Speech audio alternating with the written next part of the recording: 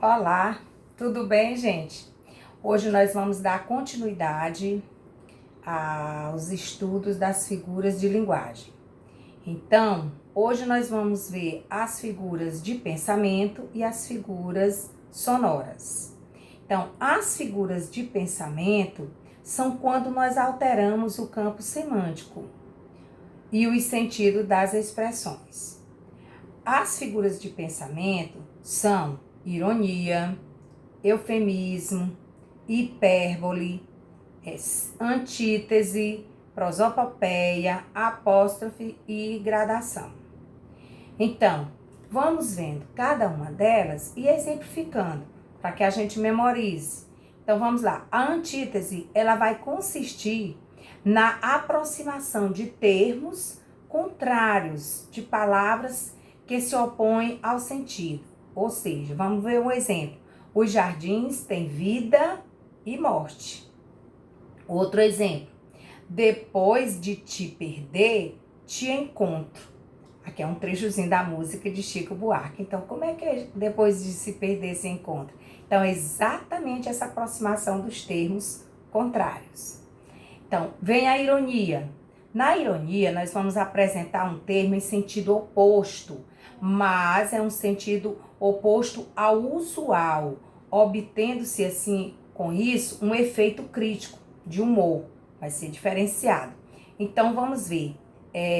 Por exemplo, a excelente dona Inácia era mestra na arte de judiar de crianças. Olha só, excelente, né? Quando eles usam a ironia, né?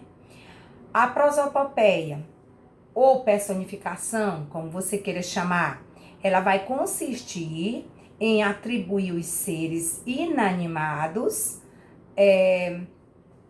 predicativos que são próprios de seres animados, né? Seres animados. Por exemplo, o jardim olhava as crianças sem dizer nada. Como é que o jardim vai olhar as crianças sem dizer nada, né?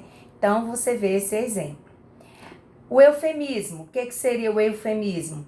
Ele vai consistir em substituir uma expressão por outra menos brusca, ou seja, sintetizando isso aqui, ele vai procurar suavizar alguma afirmação desagradável. Então, ele pode dizer assim, ele enriqueceu ilicitamente, ou ele quer dizer que ele enriqueceu roubando, para não usar a palavra roubar. Normalmente, esses exemplos vêm com gente relacionada a roubo, né? Que eles vão colocar. O eufemismo é muito para esse lado. A hipérbole, o que seria a hipérbole? Ela vai tratar de um exagero, uma ideia com finalidade enfática. Então, vamos prestar atenção. Quando você vê um exagero, você não vai ter dúvidas. Por exemplo, estou morrendo de sede. Eu morro de amor por você. Então, você vê aí o exagero que ele coloca diante da afirmação que ele faz. É exatamente isso. A gradação ou clímax, como queiram chamar, é aquele que vai apresentar ideias em progressão ascendente, que é o clímax, ou descendente, o anticlímax. Você vai encontrar as duas formas. Por exemplo, eu digo assim, um coração chegando de desejos, latejando, batendo, restringindo. Então, você vai crescendo, né? Contando aquilo, né? Aquela história. Aí vem o apóstrofe. O apóstrofe, ele vai consistir na interpelação enfática de alguém ou alguma coisa, né? Personificada. Eu posso dizer assim, dizei-me vós, Senhor meu Deus, né? Senhor meu Deus dos desgraçados. Então, dizei-me vós, Senhor meu Deus. Aí nós temos as figuras sonoras, que elas que constituem, vocês já viram algumas, que são as onomatopeias, a paranomásia, nós temos a assonância e a literação. Então, a assonância e a literação, nós já vimos, né? É só para assonância aquela repetição, não é? Que vocês já conhecem. proposital dos sons vocálicos que são idênticos, né? E a aliteração são aquelas repetições de um fonema, que era do rato roeu a roupa de Roma, né? Lembram disso aí? E agora nós temos as onomatopeias, que são aqueles empregos de um fonema de uma palavra, né? Com a intenção de descrever acusticamente um objeto para a ação que ele exprime, né? Então, temos também a paranomásia, que também vocês já conhecem, que ela vai estar direcionado às palavras parônimas, que, lembrando bem que essas parônimas, elas têm uma sonoridade, é semelhante, mas significados diferentes, né?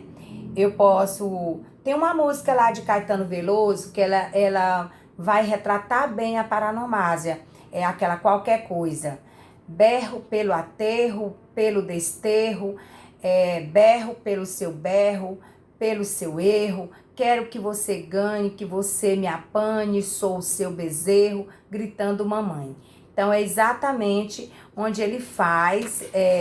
Na paranomásia, você vê bem aí a semelhança dos sons, né? Mas tem de significados diferentes.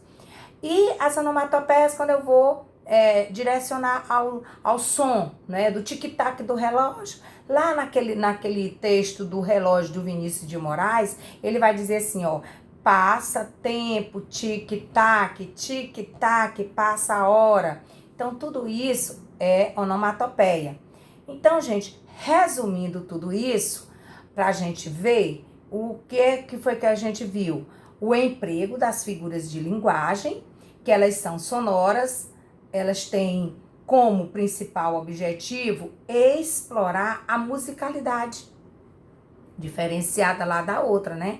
A musicalidade que elas estão presentes nas palavras e especialmente quando elas se combinam a outras, produzindo um efeito não apenas sonoro, mas também de sentido, digamos assim, despertando diferentes sensações no leitor. Então, quando eu vou ler, né, ao conferir essa palavra escrita, um caráter sinestésico. Então, é isso aí, gente. Muito fácil de você identificar. Eu sei que figuras de linguagem ela é um pouco extensa, não vai dar pra gente ver todas, mas eu resumi o máximo que eu podia para que vocês tenham assim, um conhecimento melhor sobre algumas das figuras de linguagem, tá certo? Então, até a nossa próxima aula, ok? Um abraço.